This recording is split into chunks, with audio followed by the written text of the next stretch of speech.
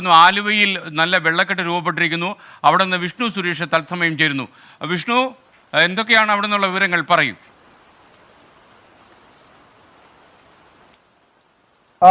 ഞാനിപ്പോൾ ഉള്ളത് എറണാകുളം ആലുവ റോഡിലാണ്. അതായത് ഈ ആലുവ മാർക്കറ്റിനോട് സമീപത്തുള്ള റോഡിലാണ്. ഇവിടെ വലിയ രീതിയിൽ വെള്ളക്കെട്ട് രൂക്ഷമായി കിടക്കുന്ന ദൃശ്യങ്ങൾ കാണാം. എത്രത്തോളം ബുദ്ധിമുട്ടാണ് ഇതിലൂടെ യാത്ര ചെയ്യാനെന്ന്. ഏകദേശം പകുതിയോളം തന്നെ റോഡ് മൂടിക്കിടക്കുകയാണ്. ഇന്ന് ഈ കടകളൊന്നും തുറന്നിട്ടില്ല. കടകളൊക്കെ തുറന്നാൽ ഒരുപക്ഷെ കടകളുടെ അകത്തേക്കൊക്കെ വെള്ളം കയറാനുള്ള ഒരു സാഹചര്യമുണ്ട്. ഇതിലൂടെ ഗതാഗതമൊക്കെ വലിയ പ്രതിസന്ധിയാണ്. എന്നാലും വാഹനങ്ങളൊക്കെ പോകുന്നുണ്ട്. പല വാഹനങ്ങളും തിരിച്ചു വിടുകയാണ്, മറ്റു വഴികളിലൊക്കെ തിരിച്ചു വിടുകയാണ്.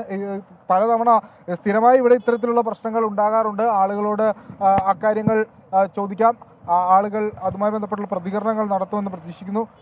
ഇവിടെ സ്ഥിരമായിട്ട് ഈ പ്രശ്നങ്ങളുണ്ടോ? എല്ലാ തവണ വെള്ളക്കെട്ട് 30 വർഷമായിട്ട് ഇവിടെ ഈ വെള്ളം ഒരു ചെറിയ മഴ പെയ്താൽ ഇവിടെ വെള്ളം കിട്ടും. എന്താണ് പ്രധാനപ്പെട്ട പ്രശ്നം? എന്താ കാനകളുടെ ഇവിടുത്തെ കാനകൾ ക്ലിയർ അല്ല. ഈ റെയിൽ സൈഡിലുള്ള കാനകളൊന്നും ക്ലീൻ ചെയ്തിട്ടില്ല. അതാ പ്രശ്നം.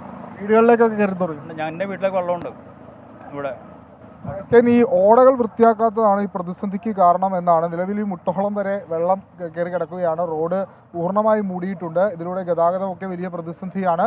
വെള്ളം മാറ്റാനുള്ള, അല്ലെങ്കിൽ ആ ദൃശ്യങ്ങളിൽ നിന്നൊക്കെ കാണാൻ ആൾക്കാരിതൊരു വെള്ളക്കെട്ടിന് ആഘോഷിക്കുന്ന ദൃശ്യങ്ങളൊക്കെ കാണാൻ ഒരു പ്രതിഷേധ സൂചകം കൂടിയാണ്. പലതവണ അധികാരികളോട് ഈ ഭാഗത്തെ വെള്ളക്കെട്ടുമായി ബന്ധപ്പെട്ടുള്ള കാര്യങ്ങളൊക്കെ പറഞ്ഞിട്ടുണ്ടെങ്കിലും ഒരു തരത്തിലുള്ള ഇടപെടലും അവരുടെ ഭാഗത്തുനിന്ന് ഉണ്ടായിട്ടില്ല. അതേ തുടർന്നാണ് ഇത്തരത്തിലുള്ള ദൃശ്യങ്ങളൊക്കെ നമുക്ക് കാണേണ്ടത്. ബസ്സുകൾക്കൊക്കെ പോകുന്നതിന് പോലും വലിയ പ്രതിസന്ധിയുണ്ട്. ഈ ആലുവ മേഖലയിൽ പൊതുവെ 2018 പ്രളയം നമ്മൾ ശ്രദ്ധിച്ചാണ് ഏറ്റവും കൂടുതൽ പ്രതിസന്ധി നേരിട്ടത് ആലുവ പ്രദേശത്താണ്. അത് ചെറിയ മഴ പെയ്താൽ പോലും ആലുവയിൽ പെട്ടെന്ന് വെള്ളം കയറും. പെരിയാറിനോട് അടുത്ത് കിടക്കുന്ന പ്രദേശമാണ്.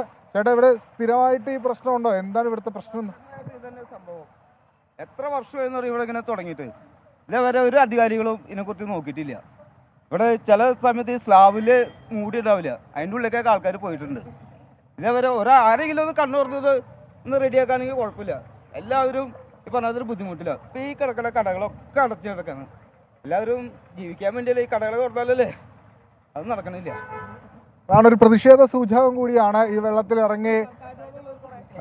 ഈ പ്രതിഷേധ സൂചകം കൂടിയാണ് ഇത്. ആളുകൾ വെള്ളത്തിലേക്ക് ഇറങ്ങി. കാരണം നിരവധി തവണ ഇവരോട് ഇത് ആവശ്യപ്പെട്ടിട്ടുണ്ട്. ഈ ഇവിടുത്തെ ജനപ്രതിനിധികൾ ആവശ്യപ്പെട്ടിട്ടുണ്ട്. ഈ പ്രദേശത്ത് നിരവധി കടകളുണ്ട്. ഈ മഴ പെയ്താൽ ഈ കടകൾ തുറക്കാൻ പറ്റാത്ത ഒരു സാഹചര്യമാണ് ആളുകൾക്കുള്ളത്. പക്ഷേ അധികാരികൾ ഒരു തരത്തിലുള്ള ഇടപെടൽ ഉണ്ടാകുന്നില്ല. ഒരു ചെറിയ മഴ ഈ ദിവസങ്ങളിലൊക്കെ പെയ്ത മഴയുടെ തോത് നമുക്കറിയാം. ഇനി വരുന്നത് ജൂണാണ്. ജൂണിലൊക്കെ പെയ്യുന്ന മഴയുടെ ശക്തി എന്തായിരിക്കുമെന്നറിയാം. അപ്പോഴും പോലും അത് പ്രതിരോധിക്കുന്നതിന് വേണ്ടിയുള്ള ഒരു നടപടിയും ഉണ്ടാകുന്നില്ല. അതിന്റെ ഭാഗമായിട്ടാണ് ഇത്തരത്തിലൊരു പ്രതിഷേധം നിലവിൽ ഇവിടെ നടക്കുന്നത്. ഈ മേഖലയിലുള്ള ഗതാഗതം ഒരുപക്ഷെ അല്പസമയത്തിനകം തന്നെ നിർത്താനുള്ളൊരു സാധ്യത പോലുമുണ്ട് മഴ ശക്തമായി കഴിഞ്ഞാൽ.